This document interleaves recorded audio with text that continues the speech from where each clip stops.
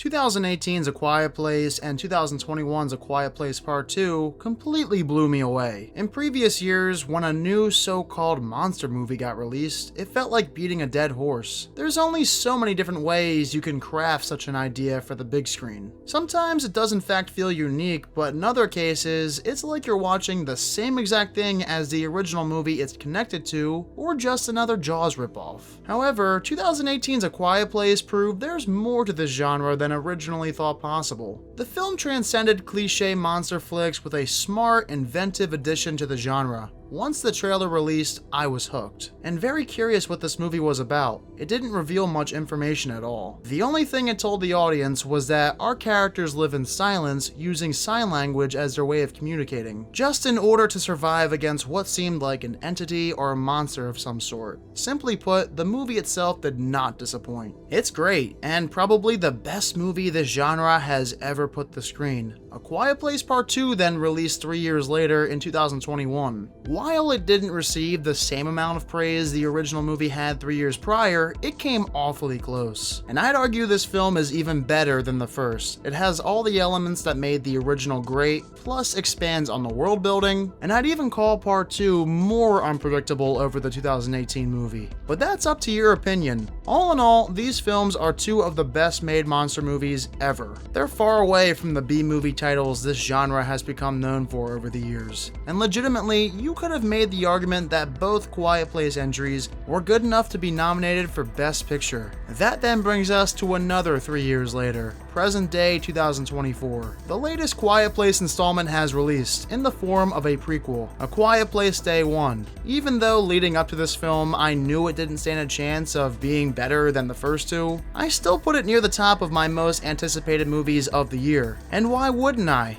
With all the praise I've given Part 1 and 2, it only makes sense to have anticipation for what happened on day 1 of this catastrophe on a larger scale. Expanding from the contained family survival horror movie to an apocalyptic blockbuster experience is a premise worthy of time investment. So the question remains, is A Quiet Place Day 1 a good movie? The answer is yes, although, as expected, if you were hoping for a movie that's as good as the first two, you're not getting one. And we'll talk about why, but first, what makes this film good? Well, actually, I think the strongest aspect of Day 1 is its star, Lupita Nyong'o. She's terrific in this movie as the protagonist. Her performance displays an array of emotions, from happiness to sadness to anger to fear. When a scene requires one of those emotions, she's excellent at emitting what's needed. This helps us understand the pain her character endures, both physically and mentally, making it easy for the audience to care about her and the journey she goes on throughout NYC during this apocalyptic event. Her co-star Joseph Quinn plays a law student who doesn't get the same amount of development that she does. However, I still felt sympathy for him. Quinn does a great job here portraying a frightened individual who wants nothing more than someone to travel alongside, while chaos obviously surrounds him. I wasn't really sure what to expect from this friendship and if it would totally mesh, but by the end, I was content. Also, you gotta love the adorable cat Frodo, the real champion of Day 1. Of course though, this movie delivers what we all wanted going in, a large-scale alien invasion flick. If I had to poll any comparisons, one that comes to mind most is War of the Worlds. You get to see New York City undergo hell for a few days. There's explosions, a lot of people die, there's plenty of commotion throughout the streets when the aliens attack. You get what you want in that regard mostly, as well as suspenseful alien scenes in which our characters stay quiet to survive, just like in parts 1 and 2. It's fast-paced, the runtime isn't long, before credits it probably clocks in around an hour 30. So it's a quick in and out. You get a lot of cool long takes too, adding to the tension. Oh, and who would have thought a movie about aliens would have better visual effects than Furiosa this year? Just saying. A Quiet Place Part 1 from start to finish is in fact the biggest blockbuster of the franchise so far.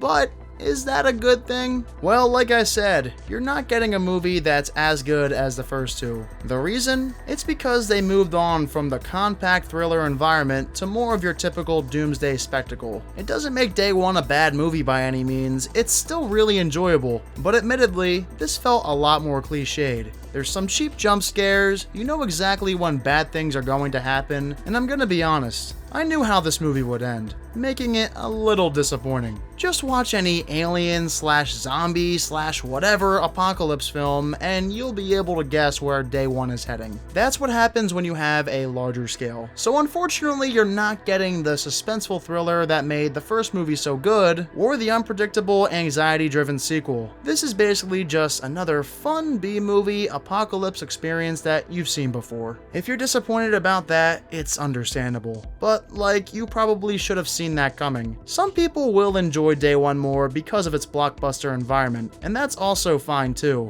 In the end, it's up to you, the viewer, what kind of monster movie you prefer. Something small scale and compact with a $17 million budget, or a massive spectacle with a nearly $70 million budget. So now that we've gotten the bigger version of A Quiet Place's story, what would you like to see next from this franchise? Do you think they should continue the story after A Quiet Place Part 3 releases? If not, let me know why. Either way, I had a good time in theaters watching Day One. Like I said, definitely not as good as 1 and 2, but that was totally expected. The question for me is, will I ever watch Day One again? I don't know.